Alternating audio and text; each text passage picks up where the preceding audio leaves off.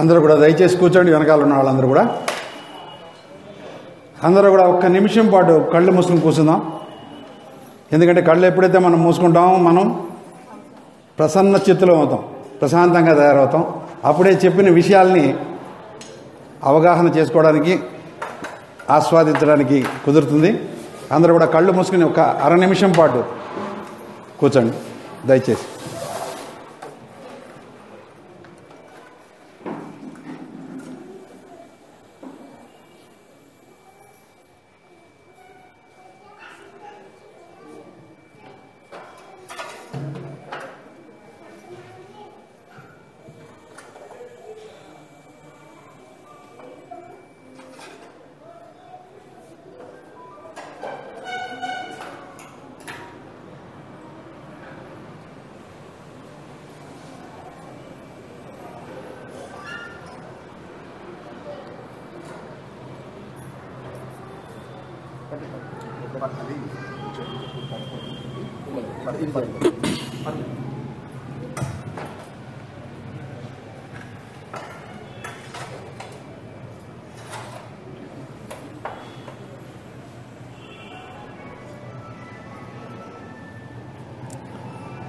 Okay, అందరూ కూడా నెమ్మదిగా కళ్ళు తెరవండి. ఈ యొక్క సాయి మందిరానికి హారతి కార్యక్రమానికి ఇచ్చేసిన మీ అందరికీ మా హృదయపూర్వక వందనాలు.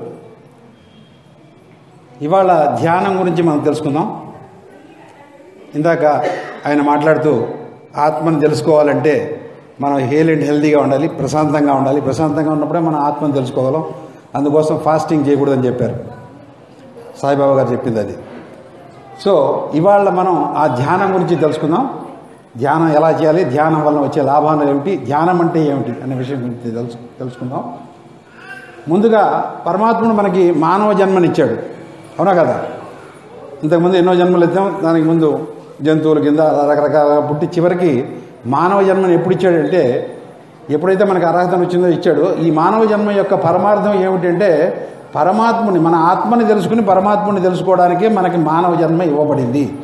కానీ ఇవాళ రోజున ఏమైందంటే సివిలైజేషన్ పెరుగుతూ వచ్చినప్పుడు ఆది మానవుడి నుంచి ఈ కాలం దాకా కాల పరిణామ క్రమంలో ఎన్నో మార్పులు చేసుకున్నాయి. ఆ మార్పుల వలన ఇవాళ మెకనైజ్డ్ వరల్డ్ అయిపోయింది, మెటీరియలిస్టిక్ వరల్డ్ అయిపోయింది. ఈ మెటీరియలిస్టిక్ వరల్డ్లో మనం కొట్టుమిట్టాడుతున్నాం. దాంట్లో ఇరుక్కుపోయి ఒక సుడిగుండంలో ఇరుక్కుపోయినట్టు దాంట్లో గిరగిరా తిరుగుతూ మనం అవస్థపడుతున్నాం. ఈ జరుగుతున్నప్పుడు ఏం జరుగుతుందంటే మన లోపల ఉన్నటువంటి ఏదైతే మన ఆశయమో, మన జన్మ యొక్క పరమాత్ముడు మనకిచ్చిన జన్మ యొక్క ఆశయం ఉందో ఆ ఆశయాన్ని మనం నెరవేర్చుకోలేకపోతున్నాం. మన దృష్టి దాని నుంచి మళ్లించబడి విషయవాంఛల మీద, వస్తు సముదాయం మీదకి వెళ్తోంది. కాబట్టి ఎప్పుడైతే మనం ధ్యానం చేసుకుంటామో ఆ ధ్యానం ద్వారా మన లోపల ఉన్నటువంటి మన ఆత్మని మనం తెలుసుకోగలుగుతాం. ఎప్పుడైతే మన ఆత్మని తెలుసుకుంటామో అప్పుడే మనం పరమాత్మని తెలుసుకోగలుగుతాం. ఆత్మని తెలుసుకుందే మన జీవిత యొక్క పరమార్థాన్ని మనం తెలుసుకోలేము. అది ముందుగా మనం తెలుసుకోవాల్సిన విషయం. కాబట్టి ప్రతి ఒక్కడూ కూడా ఎన్ని పూజలు చేసినా, ఏం చేసినా, ఏ దేవుణ్ణి కొలిచినా కూడా చివరికి ధ్యానంలోకి వెళ్ళాలి. పూర్వకాలంలో మునీశ్వరులంతా ఏం చేసేవారు? యాగాలు, యజ్ఞాలు అన్నీ చేసిన తర్వాత లాస్ట్గా తపస్సుకి వెళ్ళేవారు. తపస్సు అంటే నిశ్శబ్ద స్థితిలో ఉండడం, ధ్యానంలో ఉండడం. సో నిశ్శబ్దంలో ఉన్నప్పుడు ఏం జరుగుతుందంటే మనకి ఏమీ ఆలోచన లేనప్పుడు మనం పరిపూర్ణమైన శరణాగతులం అయ్యామో పరమాత్ముడికి అని అర్థం. ఏదైనా ఆలోచన ఉందంటే మనం ఏదో చేసుకుందామని ఆలోచన ఉంది, అంటే కోరిక ఉంది. ఆ కోరిక నెరవేర్చుకోవడానికి ఈ ఆలోచనలు వస్తుంటాయి మనకి. ఎప్పుడైతే మనకి ఏ విధమైన ఆలోచన లేదు అంటే మనకి ఏది కోరిక లేదు, ఆ కోరికని నెరవేర్చుకోవాలన్న అభిలాష లేదు, అప్పుడు మనకి నిర్విచార స్థితి వస్తుంది. ఎప్పుడైతే మనకి నిర్విచార స్థితి వస్తుందో అప్పుడు మనం పరమాత్ముడితో అనుసంధానం అవుతాం. ఎలాగైతే మన ఇంట్లో ఒక స్విచ్ ఉంటుంది, ఆ స్విచ్ని నొక్కగానే 2 వైర్లు కనెక్ట్ అవుతాయి. 2 వైర్లు కనెక్ట్ అవ్వగానే అక్కడ ఫ్యాన్ కనెక్ట్ అయ్యి ఉంటే ఫ్యాన్ తిరుగుతుంది, లైట్ కనెక్ట్ అయ్యి ఉంటే లైట్ తిరుగుతుంది, కంప్యూటర్ కనెక్ట్ అయ్యి ఉంటే కంప్యూటర్ పనిచేస్తుంది. అదేవిధంగా మన లోపల ఆత్మ ఉంది, పైన పరమాత్ముడు ఉన్నాడు. ఈ ఆత్మ ఆ పరమాత్ముడితో కలవాలి అంటే మధ్యలో ఒక స్విచ్ ఆన్ చేయాలి. ఇవి పరమాత్ముడి యొక్క ప్రతిబింబం, కానీ మన లోపల ఉంది. ఆ ప్రతిబింబాన్ని చుట్టూ మనం జన్మజన్మల్లో చేసిన కర్మ ఫలితాలు పొరలుగా కమ్ముకొని ఉన్నాయి మన ఆత్మ చుట్టూ. దానివల్లనే మన ఆత్మని మనం అనుభూతి పొందలేకపోతున్నాం. జీవితం అంతా జీవిస్తున్నాం, కానీ మన లోపల ఉన్నటువంటి ఆత్మని మనం తెలుసుకోలేకపోతున్నాం. కానీ లోపల ఉన్న ఆత్మకి మన తెలుసు. మనం ఏం చేస్తున్నామో ప్రతి విషయం చూస్తుంది. మన మనసులో ఏం మెదలాడుతుందో అది ఆత్మకి తెలుసు. దాని ప్రకారం మన చిట్టా అంతా కూడా పరమాత్ముడు రాసే మెకానిజం, ఆయన దగ్గర కంప్యూటర్లు, స్పెషల్ కంప్యూటర్స్ ఉన్నాయి. అవన్నీ కూడా మన చిట్టా అంతా కూడా అక్కడనే ఉంటుంది. సో ఇప్పుడు మనం ఏం చేసుకోవాలంటే మన ఆత్మ చుట్టూ ఉన్నటువంటి ఆ మలినాలన్నీ తొలగించుకోవాలి అంటే దానికి ఒకటే ఒక మార్గం ఏమిటి అంటే ధ్యానము. ధ్యానం ద్వారా మనకేం జరుగుతుందంటే యోగ ప్రాప్తి జరుగుతుంది. యోగము అంటే ఇవాళ రోజున ఎంత కిందకి దించేశారంటే యోగంలో ఒక అంగమైనటువంటి ఆసనాలనే యోగం అంటున్నారు. ఇప్పుడు ఎవరికైనా యోగా అని చెప్తే వెంటనే ఆసనాలే గుర్తొస్తుంది, కానీ యోగము అంటే పరమాత్ముడితో ఒక కలయిక అన్న సంగతి ఎవరికీ తెలియట్లేదు. పూర్వకాలంలో పతాంజలి యోగి అష్టాంగ యోగాన్ని మనకిచ్చాడు. ఏదో 8 స్టెప్పులు ఉన్నాయి. యమ, నియమ, ఆసన, ధ్యాన, ధారణ, సమాధి, ప్రత్యామ్నాయ, తర్వాత ప్రాణాయామం అని ఒక 8 అంగాల యొక్క యోగ మార్గాన్ని మనకి ఇచ్చాడు. అందులో ఒకటైనటువంటి హఠయోగాన్ని మటుకే మనం చేస్తున్నాం, లేకపోతే ప్రాణాయామం, ఈ రెండో చేస్తున్నాం.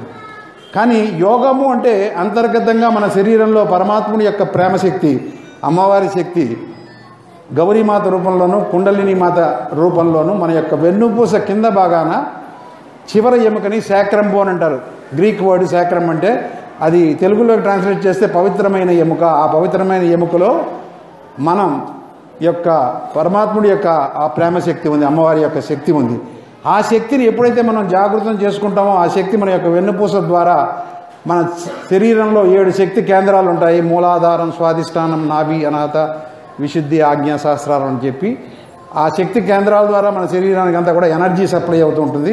ఆ ఎనర్జీ అంతా కూడా మనం పుట్టినప్పుడు మనకి జీవిత కాలానికి కావాల్సినటువంటి ఎనర్జీని ఆ బ్యాటరీస్లో, ఆ శక్తి కేంద్రాల్లో లోపల ఉంచి పరమాత్మని మనల్ని సృష్టించాడు. సో ఎప్పుడైతే ఆ లోపల ఉన్నటువంటి ఆ తల్లి యొక్క శక్తిని మనం జాగృతం చేసుకుంటాం, అది మన యొక్క వెన్నుపూస ద్వారా పైకి వస్తూ మన ఆత్మతో కలిసి ఈ 2 ఆ ఆదిశక్తి యొక్క ప్రతిబింబమైనటువంటి ఆ శక్తి, కుండలిని శక్తి, ఆ గౌరీమాత శక్తి, మన లోపల ఉన్నటువంటి ఆత్మ, పరమాత్ముడి యొక్క ప్రతిబింబం, ఈ 2 కలిసి పైన ఉన్నటువంటి ఆత్మ ఆ పరమాత్ముడితో కలుస్తాయి. ఆ కలవడాన్ని యోగము అంటారు. అంటే తల్లి వెళ్ళి తండ్రిని కలుస్తుందన్నమాట. ఎప్పుడైతే తల్లి మన లోపల ఉన్నటువంటి ప్రతి మానవుల్లో ఆ తల్లి శక్తి ఉంది అంటే ఫీమేల్ ఎనర్జీ, పైన ఉన్నది పరమాత్ముడు, అది మేల్ ఎనర్జీ అంటే తండ్రి. సో లోపల ఉన్నటువంటి ఆ తల్లి శక్తిని మనం జాగ్రత్త చేసుకుని పైన ఉన్నటువంటి ఆ పరమాత్ముడైనటువంటి తండ్రి శక్తితో అనుసంధానం చేసుకున్నప్పుడు మనకి యోగ ప్రాప్తి జరుగుతుంది. ఎప్పుడైతే యోగ ప్రాప్తి జరుగుతుందో మనకి ఆత్మ సాక్షాత్కారం జరుగుతుంది. ఆత్మ సాక్షాత్కారం అంటే ఆత్మ మన ఎదురుకుండా వచ్చి నిలబడడం కాదు, కంటితో చూడడం కాదు, జ్ఞాన నేత్రాలతో దాన్ని అవగాహన చేసుకునే శక్తి మనకు వస్తుంది. అంటే దాన్ని వైబ్రేషన్స్ అంటారు. వైబ్రేషన్స్ మూలంగా మన యొక్క ఆత్మని మనం తెలుసుకోగలుగుతాం. ఎప్పుడైతే మన ఆత్మని మనం వైబ్రేషన్స్ మూలంగా మనం తెలుసుకోగలుగుతామో మన యొక్క స్థితిగతుల్ని మనం తెలుసుకోగలుగుతాం. మన యొక్క గుణగణాలు ఎలా ఉన్నాయి, మన యొక్క శారీరక పరిస్థితి ఎలా ఉంది అన్న సంగతి మనకు తెలుస్తుంది. అప్పుడు ధ్యానం ద్వారా మనం అవన్నీ కూడా నివారణ చేసుకోవచ్చు.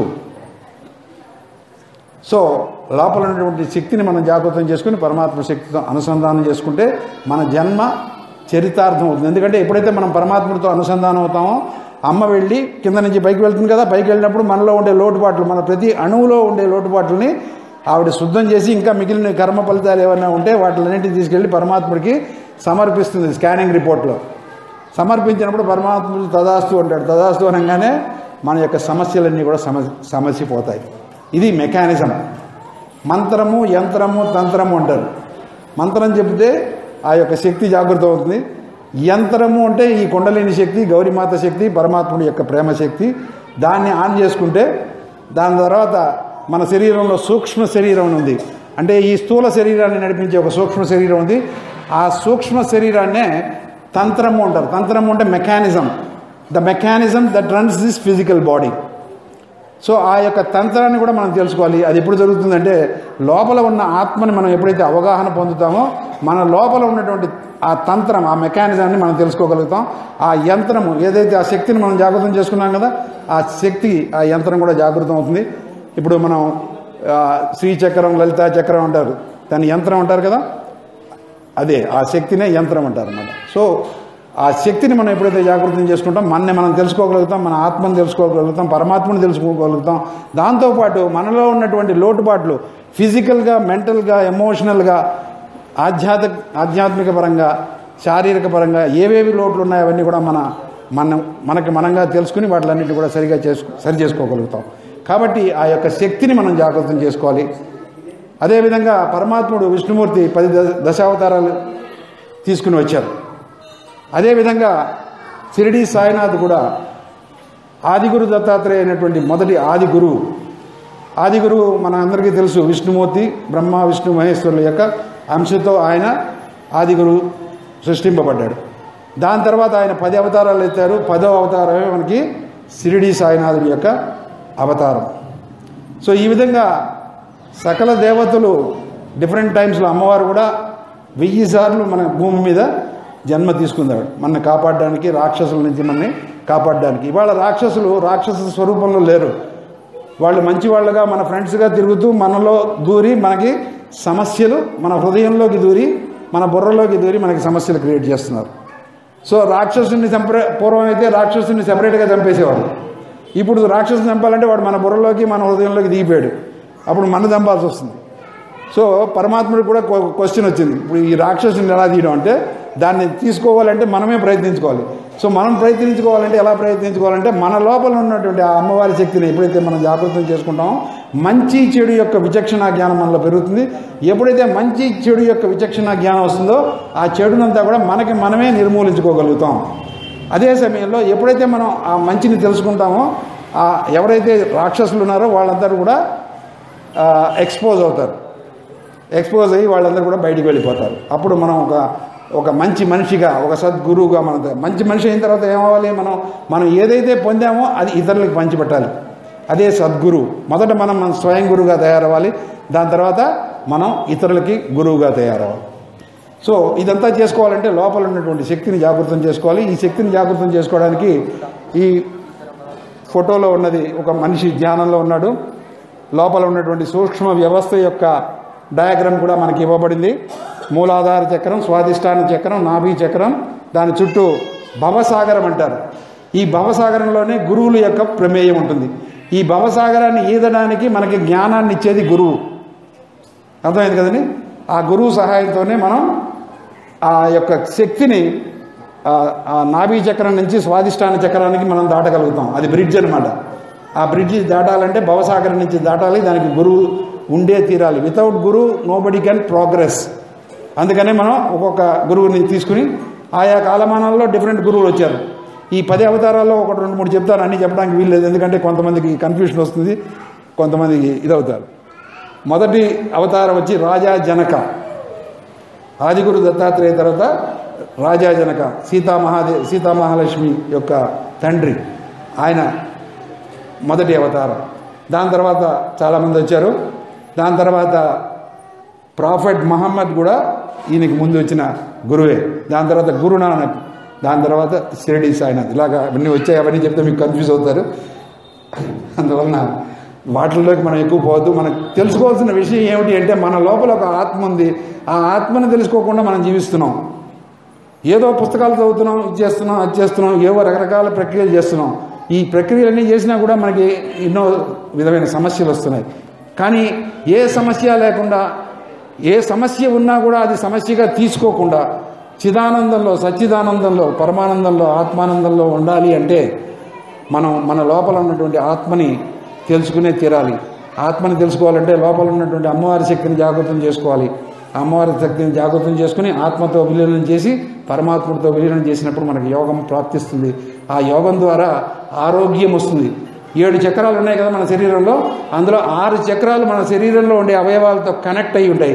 అవి యోగ స్థితికి వస్తే మనకి ఆరోగ్యం పెరుగుతుంది. ఆరోగ్యం అనే పదం మన యొక్క శరీరంలో ఉండే 6 చక్రాల యొక్క స్థితిగతులు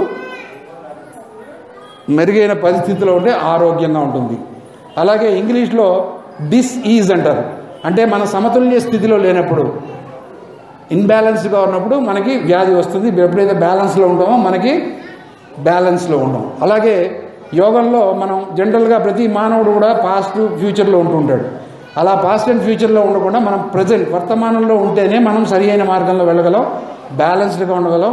బ్యాలెన్స్గా ఉంటేనే బండి మనకి ముందుకు నడుస్తుంది. అన్బ్యాలెన్స్ అయితే ఇటు పడిపోతుంది. కార్ అయినా సరే, మోటార్ సైకిల్ అయినా సరే. అలాగే మనిషి కూడా నడిచేటప్పుడు తాగినవాడు బ్యాలెన్స్ తప్పి నడుస్తూ ఉంటాడు, కింద పడుతూ ఉంటాడు. మామూలుగా ఉన్నవాడు స్టడీగా నడుస్తూ ఉంటాడు. కానీ భయం ఉన్నవాడు కొంచెం వణుకుతూ నడుస్తూ ఉంటాడు. ఎవడైతే సద్మార్గంలో నడుస్తాడో, బ్యాలెన్స్డ్గా ఉంటాడో, పాస్ట్ అండ్ ఫ్యూచర్లో ఉండకుండా ప్రస్తుతంలో ఉంటాడో వాడు బ్యాలెన్స్డ్గా ఉంటాడు, ధైర్యంగా ఉంటాడు, అన్ని విషయాల అవగాహన ఉంటుంది, అందరి మీద ప్రేమ ఉంటుంది, క్షమాతత్వం ఉంటుంది, సంతృప్తి ఉంటుంది, గురుతత్వం ఉంటుంది, సృజనాత్మక శక్తి ఉంటుంది, అమాయకత్వం ఉంటుంది, పవిత్రత ఉంటుంది, శీలం ఉంటుంది, వివేకం ఉంటుంది, విచక్షణ జ్ఞానం ఉంటుంది. ఎప్పుడైతే ఈ సద్గుణాలన్నీ మనలో ఉంటాయో మనం ఒక బ్రహ్మాండమైన వ్యక్తిగా తయారయ్యి ఆ యొక్క గౌరీమాత ఆత్మతో కలిపి, పరమాత్ముడితో కలిపి ఆ యోగ ప్రాప్తిని పొంది పరమాత్ముడి యొక్క దర్శనం, ఆత్మ యొక్క దర్శనం, అంతర్గత ఆజ్ఞాచక్రం అంటారు, మూడో కన్ను అంటారు. ఆ జ్ఞాన నేత్రంతో వాళ్ళని తెలుసుకుని మన జన్మని మనం తరింపజేసుకోవచ్చు. సో లోపల ఆ శక్తి ఉంది. ఆ శక్తిని జాగృతం చేయాలంటే కొంత టైం పడుతుంది. ఈయన మనకి చెప్పింది ఏంటంటే ఏదో ఒక నెక్స్ట్ సండే ఏదో ప్రోగ్రాం పెడతారన్నారు. ఎందుకంటే 2 రోజులు క్లాస్ తీసుకోవాలి. ఒకరోజు ఈ విషయం గురించి చెప్పాలి, 2వ రోజు లోపల ఆ ధ్యానం ఎలా చేసుకోవాలన్న విషయాలు కూడా చెప్తే దాని ప్రకారం మనం చేసుకుంటే సకల దేవతల్ని మనం తెలుసుకోవచ్చు. మన శరీరం అంతా కూడా ఒక పెద్ద దేవాలయం, 3 కోటి దేవతలు మన లోపలే ఉన్నారు. కానీ మనకు తెలియదు. చెప్తాం దేవుడు లోపల ఉన్నాడు అని చెప్తాం, కానీ లోపల ఉన్నాడా లేదా అని మనం ఎప్పుడు కూడా క్లారిఫై చేసుకోలేదు, చెక్ చేసుకోలేదు. కానీ ఎప్పుడైతే మనం యోగంలోకి వెళ్తామో లోపల ఉన్నటువంటి ఆ యొక్క దేవుళ్ళని అందరినీ మనం కూడా దర్శించుకోవచ్చు. ఎందుకంటే మన యొక్క మూలాధారంలో గణేశుడు ఉంటాడు, స్వాధిష్టానంలో బ్రహ్మదేవ సరస్వతి ఉంటారు, నాభీ చక్రంలో లక్ష్మీనారాయణులు ఉంటారు ఎవల్యూషనరీ ప్రాసెస్లో. దాని తర్వాత భవసాగరంలో 10 మంది గురువులు ఉంటారు. దాని తర్వాత అనాథ చక్రంలో జగదాంబ ఉంటుంది. దాని తర్వాత విశుద్ధి చక్రంలో రాధాకృష్ణులు ఉంటారు. ఆజ్ఞాచక్రంలో మహావిష్ణువు ఉంటాడు. సహస్రారం అక్కడ సదాశివుడు ఉంటాడు. సో వీళ్ళందరినీ కూడా మనం వాళ్ళందరినీ కలవచ్చు, వాళ్ళని తెలుసుకోవచ్చు. ఎప్పుడైతే మనం ధ్యానంలోకి వెళ్తామో, అంతర్గతంగా వెళ్తామో, నిశ్శబ్ద స్థితిలోకి వెళ్తామో. ధ్యానము అంటే నిశ్శబ్ద స్థితి. ఎప్పుడైతే నిశ్శబ్ద స్థితిలోకి వెళ్ళామో మనకి ఏ విధమైన కోరికలు లేదు, దాన్ని కోరికలు నెరవేర్చుకోవాలన్న ఆ తపన లేదు. అప్పుడు మన శరీరంలో ఉండే ప్రతి అణువులో బ్యాలెన్స్ వస్తుంది, పీస్ ప్రివైల్ అవుతుంది. లేకపోతే బాడీలో ఉన్నటువంటి సెల్స్ అన్నీ కూడా ఎజిటేటెడ్ మూడ్లో ఉంటాయి. ఏదో ఒక కోరిక ఉంది, ఆ కోరిక నెరవేర్చుకోవాలి. ఆ కోరిక సాధన కోసం మన బాడీ అంతా కూడా పనిచేస్తూ ఉంటుంది. దానివల్ల మన బాడీకి డిస్టర్బెన్స్ వచ్చి డిసీజ్ వస్తుంది. అలా కాకుండా మనం ప్రశాంతంగా, నిర్మలంగా, నిశ్చింతగా ధ్యానంలోకి వెళ్ళినప్పుడు మనం ఉండగలుగుతాం. కాబట్టి ఆ ధ్యానం గురించి డీటెయిల్స్ తెలుసుకుని దాన్ని ఆత్మ సాక్షాత్కారం అంటారు, ఆ అనుభూతిని కూడా మనం పొందొచ్చు. కాల పరిణామ క్రమంలో ఈనాడు ఆత్మని ప్రతి ఒక్కళ్ళు తెలుసుకోవాలనే కోరిక ఉన్న ప్రతి ఒక్కళ్ళు వాళ్ళ ఆత్మని అనుభూతిపరంగా తెలుసుకుని దాన్ని అభివృద్ధి పరచుకోవచ్చు. ఎలాగైతే మనం ఒక విత్తనాన్ని తీసుకెళ్లి భూమిలో నాటినప్పుడు అది మొలకెత్తుతుంది, ఆ విధంగా మన ఆత్మని మనం తెలుసుకోవడం మొదలుపెట్టి దాన్ని ఒక వృక్షం కింద మనం పెంచుకోవచ్చు. ఎన్నాళ్ళు పడుతుందంటే 2-3 నెలల్లో తీసుకోవచ్చు అది. దాని తర్వాత ఎప్పుడైతే అది వృక్షం కింద పెరిగిందో మన యొక్క అంతర్గత స్థితిగతులు మనకు తెలుస్తాయి, లోటుబాట్లు తెలుస్తాయి. వాటిలన్నిటి కూడా చక్కగా వాటిని సరి చేసుకుని సమతుల్య స్థితిలో ఉంటూ ఆ ఆత్మని తెలుసుకుని, పరమాత్మని తెలుసుకుని ఆ ఆనంద స్థితిలో మనం అందరం కూడా చక్కగా జీవనాన్ని నడపచ్చు. ప్లస్ మన చుట్టుపక్కల ఉన్న వాళ్ళ ఆ ఆనందాన్ని మనం పంచిపెట్టచ్చు. మనం ఏం చేస్తామంటే జనరల్గా మన బాధలు, మన కష్టాలు చెప్తూ ఉంటాం పక్కన ఉండేవాళ్ళు, వాళ్ళు వింటుంటారు.